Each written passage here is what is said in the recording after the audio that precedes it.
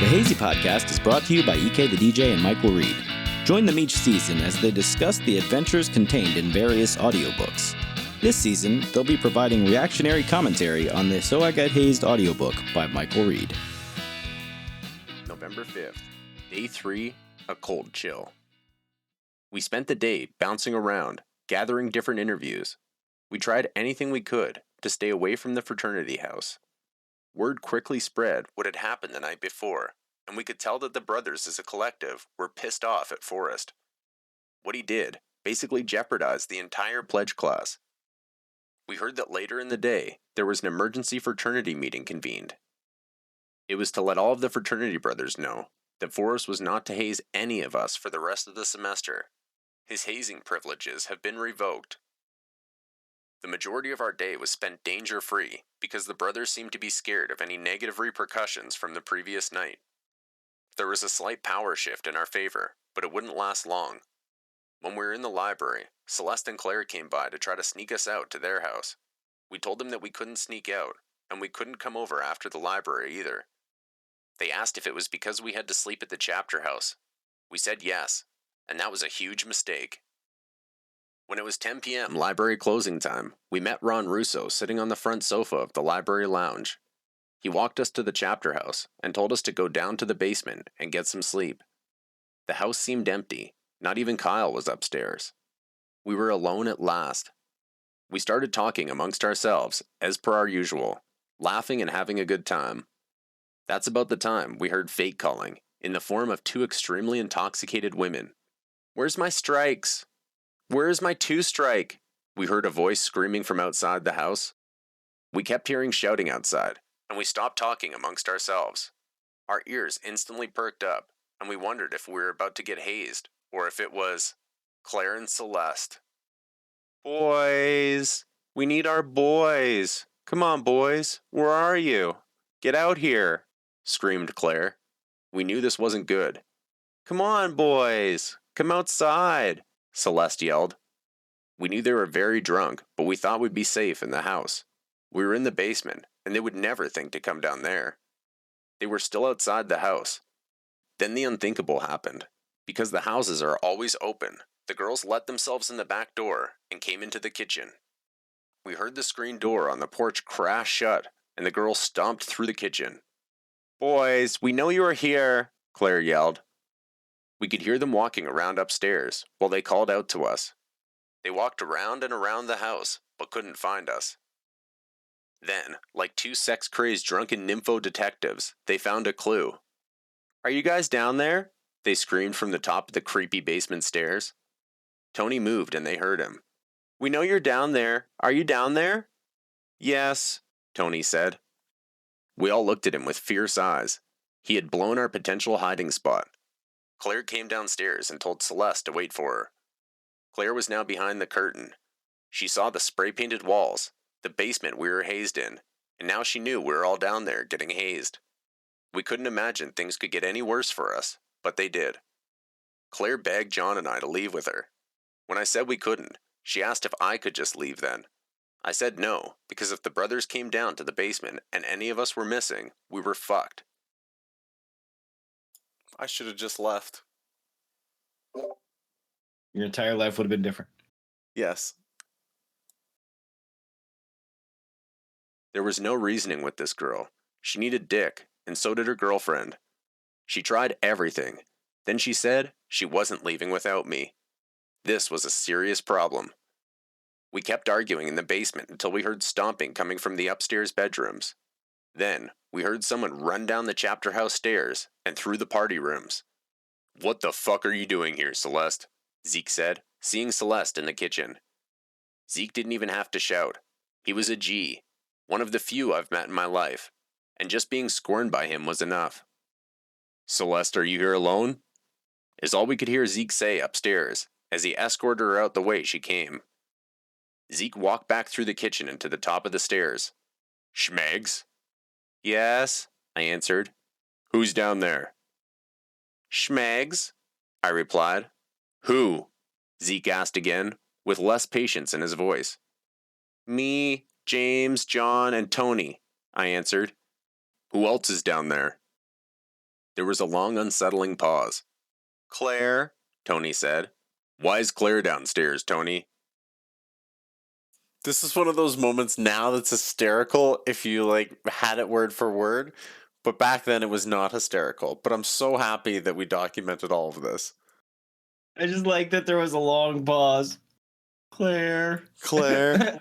Should have just said no one. And then let him come down and, hit her somewhere. "Claire, come up here right now," Zeke demanded. Claire didn't want to go upstairs. We shoved her to the base of the stairs so Zeke could see her. "Get up here," he said to her. She flipped me off and walked up the stairs. He took her outside and told her not to come back again that night. We could hear him shout from the back door. Now we were scared. "All of you, up to my room now," Zeke said.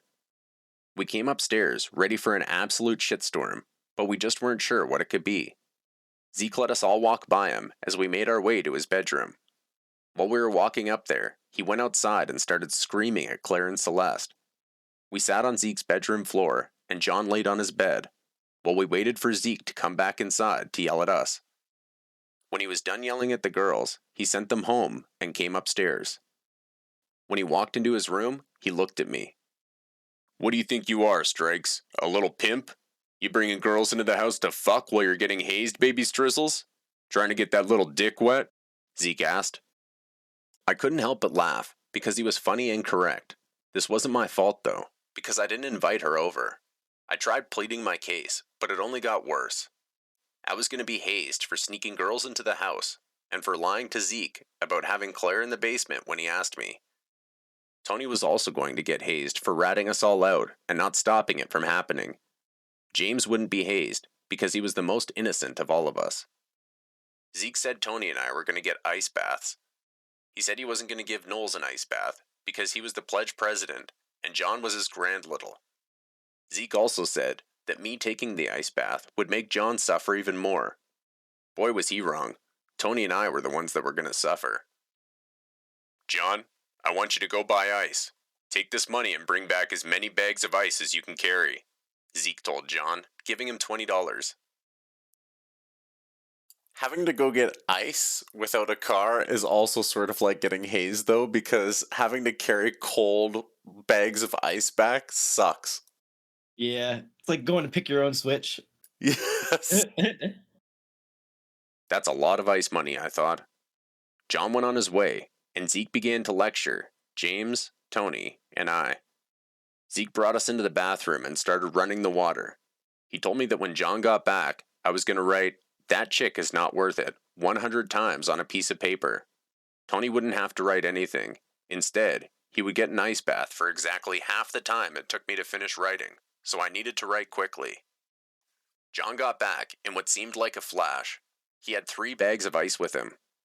"Sorry, this is all I could carry, and it was really cold. Here's your change." "Strikes, strip down to your boxers and get into the tub," Zeke told me. "What about my shoes?" I asked. "James will watch them for you," Zeke said, offering my shoes to James. I got into the tub, which was already freezing because of the cold water in it. "Now, pour all the ice into the tub, John," Zeke said. John proceeded to rip open the bags of ice and pour them into the tub. As the ice cubes hit my body, they were more hard than cold. A few seconds later, the freezing started setting in. John looked at me and lipped, "Sorry." Zeke passed me a paper and a pen. "Start writing, Strizzles. That chick is not worth it. 100 times. However long you take, Tony will get an ice bath that's half as long." Zeke sent John back to the store to buy more ice with the change that John had given him. "Get 3 more bags, Johnny Blaze, and don't be slow like last time." John left out of the cramped bathroom and ran back to the store to get more ice. James and Tony both stood next to the bathtub, and Zeke sat on the toilet seat. He tried explaining that he didn't want to have to haze me, and that he had heard the girls outside before they came in. He told us that he knew they came inside and wanted to see how we'd handle it, and he was disappointed in how we did. Zeke went on to tell me that he didn't want me to jeopardize the fraternity because Claire or Celeste could easily go telling people we were in the basement of the chapter house getting hazed for a week, and that would be it. Our fraternity would probably be kicked off campus if we would have gotten in trouble for hazing. Tony had already gotten us a $500 fine from Sweetheart Night and Parents' Weekend. We had to be more careful with how we conducted ourselves and who we told what, because it could impact something greater than ourselves, something many men had worked many generations to support and keep growing. Even though there was a lot of logic in what Zeke was saying, I was cold, and it was hard to pay attention to him. I was writing, "That chick is not worth it," as fast as I could, and I was starting to get pretty cold. My mind-body connection was slowly shattering. If you think you can write, "That chick is not worth it," quickly, you're wrong. It's tough by hand, and when you have to do it 100 times in an ice bath, it's mentally challenging. You would think it's a physical thing, but it's all in the mind when you're trying to accept cold. I was mad at Zeke for making me take an ice bath. So how could you ever deny anything that I've said in this book with what I just showed you there? That's insane. It's insane that you still have that. So while that was going on, I showed Eric my paper that said that chick is not worth it 100 times. It took 2 sheets, one front and back, and then the other one front facing. It's absolutely wild that you still have that. It still feels wet. Like it was my fault the girls invited themselves over. It's not like I had intentionally snuck them into the house. They essentially trespassed into the house in an attempt to get us to escape. Our biggest failure was telling them that we were even there in the first place. Even if we disagreed with Zeke's hazing methods, he was right. The girls wouldn't have ever known we were there if we didn't expose ourselves and the fraternity. We couldn't be mad at the girls because they were just craving John and I's awesome loving.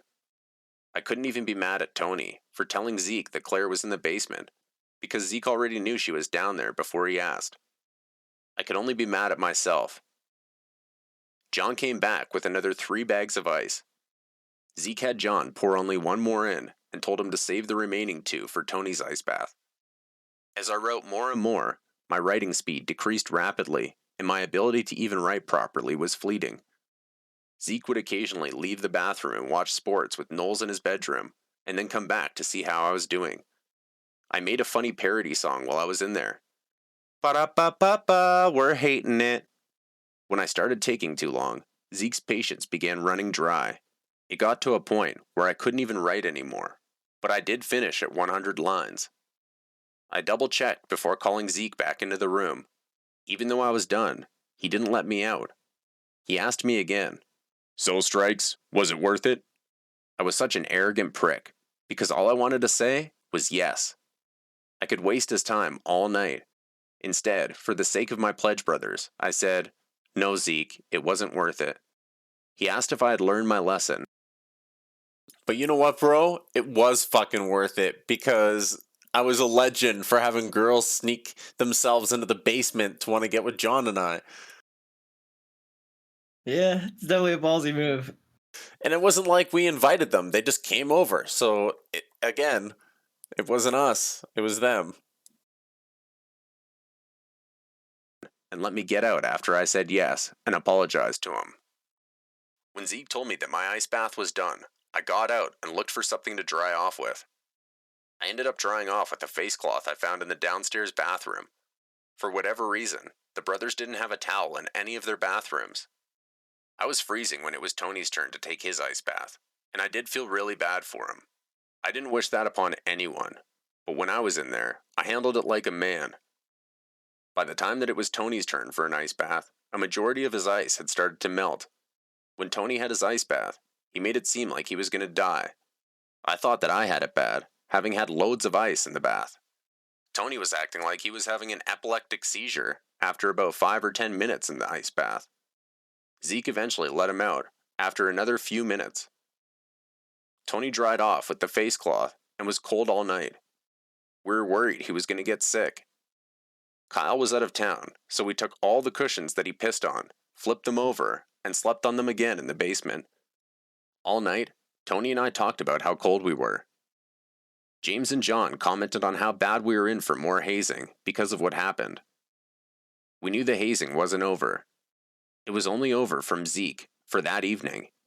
He had spent a good 3 hours hazing us that night. We started talking about how nice it would be to take some psychedelics and reset our moods. We could transition ourselves from our anxious states to a more relaxed, calm state. We started talking about how we'd like to get mushrooms, but that it would be impossible to find any. Then John explained to us what Robo Tripping was, and how he had done it before in high school. You know those conversations that you don't wish you had ever started because of what they led to? This was one of them. Yeah, this sounds like one of those.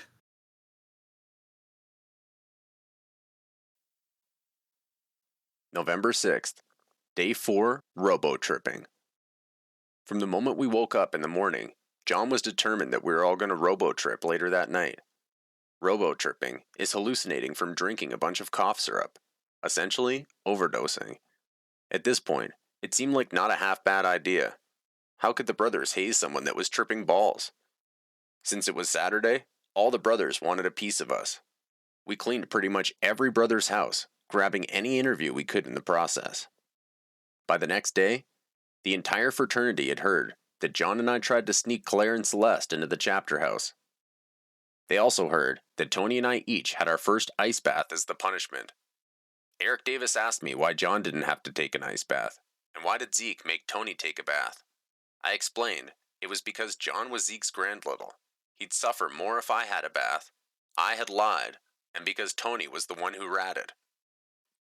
Eric said that it was a pretty awesome move, and people would remember it for a few semesters, but that I needed to prepare myself because the hazing was just going to get worse. The afternoon flew by quickly, since we were busy little pledges. The sun was starting to come down, and we were given 30 minutes to run and get food. After that, we were to meet back at the chapter house for a night of hazing. This is when John decided that we needed to go to the convenience store to buy the cough syrup. On the way, he called James and Tony to ask if they were going to join us, and both of them backed out. John was upset and told me that he didn't want me to back out too. The convenience store didn't sell the specific cough syrup that John wanted, so we bought 2 bottles of some generic stuff instead. I told John I didn't think it was going to work. He pointed out that one of the active ingredients on the label was dextromethorphan, so it would definitely work. We went to the Dalton food court and grabbed burgers and fries. We ate our food on the way back to the chapter house. When we got there, James and Tony were already there, just cleaning up around the house. John called them pussies for not wanting to robo-trip, and then at the last minute, I said I didn't know if it was a good idea, and that we shouldn't do it. John got mad at me and peer pressured me to chug it, telling me he couldn't trip by himself. It didn't take a lot of peer pressure from my buddy John. I chugged the bottle, and John chugged his. The sweet taste of cough syrup coated my throat. We tossed our little bottles into the trash can and waited for the effects to kick in. After 30 minutes, I complained to John that I wasn't feeling anything, and it should have kicked in already. This is when the brothers started showing up to haze us. We were sent into the basement right away. We did air chairs and steamrollers, and then ate happy apples, onions. It wasn't long before the drugs kicked in. It was about another half hour into the hazing when LT was yelling at us for sneaking Claire and Celeste into the house when we lost it. John started uncontrollably laughing. This infuriated LT because he was interrupted and had to ask what was so funny. The brothers kept trying to get us to reset our Greek alphabet and other fraternal things we were supposed to have memorized, but it was next to impossible for John and I. I started laughing because John's laughter set me over the edge. Since John and I kept laughing, James got upset at us because they kept hazing us worse. One of the brothers yelled at us, "Stop fucking laughing, you 2 idiots! Are you so fucking baked?" Like, how do you keep yelling at 2 guys that no matter how much more you yell, they laugh even harder because, like, they aren't even there? So it's, you're getting angrier, but you're going up against a wall because there's no winning. Yeah, because you're oblivious. Yeah. Exactly. Spaced out John and Mike. Also, this was the second robo trip of my life. I had forgotten that the first time was in high school when a couple friends and I had taken the exact same thing and gotten fucked up off of it. And I was driving down in the passenger seat of a car in shore drive, and I remember screaming out, I'm flying, because everything in the vehicle disappeared, and I could just only see the road and other vehicles passing us, and they're like, whoa, relax, Mike, you're okay. That was summer school, junior year. Amazing. Nice. You can't stop laughing? The basement was full of brothers, but I started to hallucinate so hard. All the brothers' bodies were shadows with floating blurry heads. I couldn't focus on anyone who was there, other than LT. John and I had no idea what was going on, and because of this, James and Tony started getting even more mad at us. Eventually, one of the brothers asked James what was wrong with us, because this wasn't a normal high. They are tripping balls, James said. John and I erupted in laughter. LT started yelling, Are you tripping, you fuckers? He got right in our faces screaming, but we couldn't compose ourselves. We were tripping balls and hallucinating hard, so it was difficult to get anything going. LT started yelling at us to stop tripping, but we couldn't just stop tripping. Telling us to stop tripping actually made us trip harder. Trying to fight a hallucination always makes it seem more intense. After LT yelled, John said, I'm scared, Mike. Oh no, now I'm scared too, I cried. We're both really scared, we said to James and Tony. You guys are idiots, James said. We're just a roller coaster of emotions. I'm laughing so hard, I'm having a coughing fit. It's a good thing my mic is muted. I don't feel so good. I think I need some fresh air, John said, holding back a puke. Kyle looked at John and said, Would that help you sober up for hazing, John? We aren't letting you guys go tonight until we're done hazing you. Yeah, I think that would help, John said. Kyle watched us while LT escorted John upstairs. When John opened the door to go outside and the fresh air hit his face, we heard him puke. Hard. LT called me upstairs to help look after my pledge brother. When I got up there, I saw John standing and puking out the door. He puked a wonderful rainbow of colors from his hamburger and cheap cough syrup. Okay, so I remember tripping so hard that John was already puking like a rainbow of colors, but it was shooting out like Lucky Charms colors. I was like, oh! LT told John to move outside, and he did. He continued puking on the lawn and stepped to the door. There wasn't anything I could do to help John, so I just asked if he was okay, and watched him get it all out. They asked what time we started tripping. They said they were going to make it twice as bad next time they hazed us. While John was puking, LT continued to tell him and I that he was disappointed that we had snuck girls into the basement the night before. The rest of the night went by fairly quickly for me, because I can't remember any of it.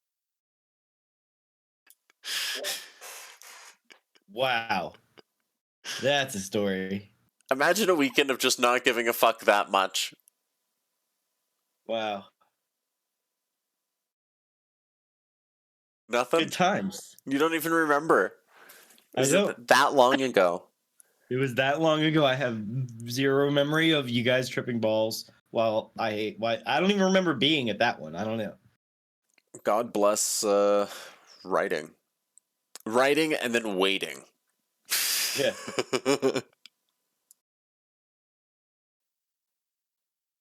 November 7th, Day 5, Photo Hunt. The next morning, when I woke up, I was snuggled against my pledge brothers in that awful basement. It was a beautiful reset, just like John had said it would be. The last thing I could remember was a mental photo of LT yelling at me to stop tripping, and John puking a rainbow outside. I asked the guys how the rest of the night went, and they told me it was awful. James asked me how I didn't remember any of it, and I said it was because I didn't throw up my cough syrup like John had. Apparently, we had been hazed for another 3 or 4 hours after John puked. Oh, what a victory on my part. Not having to remember I kept it 3 down. hours of hazing.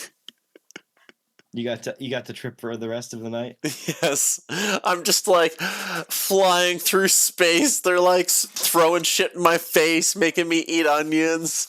I'm probably thinking like I'm eating gold. I'm like, yes, I'm becoming one with nature or some stupid shit like that. Who the fuck knows? But I'm sure it was amazing if it was 3 hours of tripping face. On this fine reset morning, Zeke sent us to Sabaros for food. Before we got the chance to leave, James got a text with a list of things we had to find for a scavenger hunt. I think Sbarro, Subway, and a couple others in this are the only names that I didn't change of like restaurants or grocery stores or stuff like that. I don't think that's going to do any damage to them. True. But it might do damage to me. The scavenger hunt started now, and we had 3 hours to finish it. It was an entirely photo-based scavenger hunt. We had to use my camera to take pictures of various things, a lot of them that required driving, even as far as Virginia Tech. Tech was about a 20-minute drive from Radford. That meant driving would total 40 minutes out of our 3-hour window. We were confident we would have time to spare. When people talk about logistics coordinating, you have no idea how to coordinate logistics until you're a little pledge that's given negative time to complete any task. Now in my head I laugh when people are like, yeah, you got to do this by this time. I'm like, yeah, okay. Out loud I say that's probably not going to happen, but in my head I'm like, oh, bitch, please. We got this. I got this. I got a plan already. The list. Number 1. Take 3 pictures with different girls, either licking or kissing us. Number 2. Take a picture of 2 girls kissing one another. Number 3. Take a picture in front of Sharkies. Number 4. Take a picture of a gun range. Number 5. Take a picture of someone stealing a hamburger. Number 6. Take a picture of everyone pissing in public. Number 7. Take a picture of each sorority house on campus and their president. Number 8. Take a picture of a road forking. Number 9.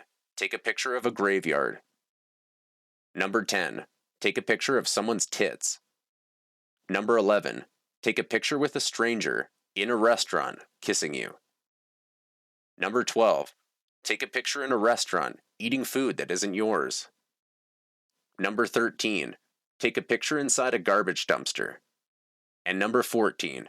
Take a picture of everyone on the 50-yard line of the Virginia Tech football field. We got up to leave when Zeke stopped us. Zeke said that we better go get his food before we left on our scavenger hunt. We ran and got his food because nobody wanted another ice bath. After we got Sbarro's for Zeke, his favorite, we piled into James's car. Now with 20 minutes less on the clock, we drove to Virginia Tech. It wasn't hard to get a picture of most of the things that the brothers wanted. It just took a sharp eye or a persuasive speech. By the time we got to Virginia Tech, we had already taken a picture of a road forking, a graveyard, all of us pissing in public, and each sorority house on Radford's campus. While we were at each house, we were able to get pictures of the pledge presidents. We lucked out because it was Sunday, and most of them happened to be in their main houses. The girls that weren't, we took a picture of their president from sorority photos hanging inside their houses. We hadn't hopped into a dumpster yet, or taken a picture of many of the items, but we planned to when we were back in Radford. When we got to the Virginia Tech football field, the entrance that we went to was open. The stadium was undergoing some construction at the time, so there was a large crane over top a part of the stadium. We were able to walk right to the 50-yard line and take a picture with all of us in a circle. I spent most of the scavenger hunt in a dream state. This is an event where James and Tony carried the show. When we got back to Radford, we finished off the list by utilizing our resources. Once we had captured photos of everything on the list, we went back to Eric and Chippy's house. When we got there, I gave Eric my camera. He put all the pictures on his computer to make sure we had gotten everything. He didn't believe we had a picture of a girl's tits, but after some debate, he accepted all of our photos. This event had been our I'm pretty sure that you were like, this is somebody's ass, or this is an arm, because it was like an up-close shot. I'm pretty sure that we just like snapped it of cleavage. I honestly can't remember. No, I think we saw tits. I don't want to throw anybody under the bus. Wonder whatever happened to the computer I had back then. Or the camera. Gone. True lock-in. Basement week was another symbolic reminder that we were locked into pledging until pledging was done. Every day, someone in the pledge crew would say that they wanted to quit, and every time, someone else in the group would have to remind them to keep strong-willed. We'd have to remind one another, and ourselves, why we wanted to accomplish this, despite our suffering minds, and aching or stinking bodies. We were set free from the basement event after we turned in our pictures. We were told not to ever sneak girls over to the chapter house again during an event. We could sleep in our own beds that night.